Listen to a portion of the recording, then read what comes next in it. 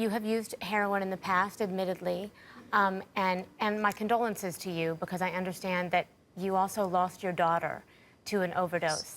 Help us understand the struggle for your family with this drug. Well, it's a complicated problem. One of the problems is we talk a lot about the problem, and I just heard it said there's nothing that can be done, and that's not true. We have harm reduction that we can use, and I work in harm reduction, and I've worked in harm reduction for the last 10 years, and I've watched as we fight against it when it is an evidence-based philosophy that we can use to help. Naloxone can reverse overdoses. We know evidence says that when you put naloxone in a community, you can have a 50% reversal rate. So we know that we can reverse overdoses, and if we give heroin users naloxone, at least they can, if we give them naloxone and we train them in overdose reversal, then at least we're giving them some tools. We can give So, parents naloxone.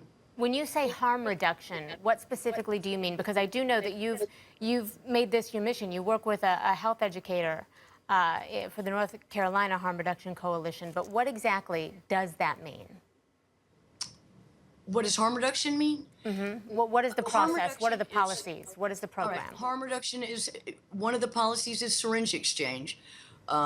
It's any positive change, working with people who are actively using and providing them with strategies and choices, and not just telling them that getting clean is the only option, is the only outcome that's desirable. You know, we have to work for any small change, any positive change. It's what changed my life when I stopped trying to always get to the very end goal, and I started being okay with me and accepting, small, you know, any kind of reaching a goal is a success.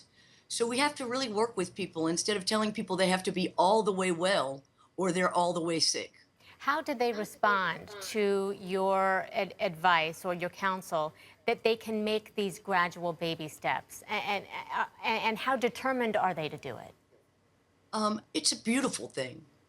People have been, drug users have been told for so long that they're terrible, that they can't do anything, that they're powerless and they're unable to make choices and they're unable to do anything, that if they're using, they might as well accept jails, institutions, and death and not even fight for their lives.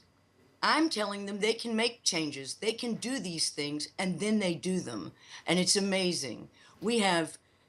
I work with people whose parents have left them, they're unable to get jobs, they're unable to work because of stigma and because of all of the way society treats drug users.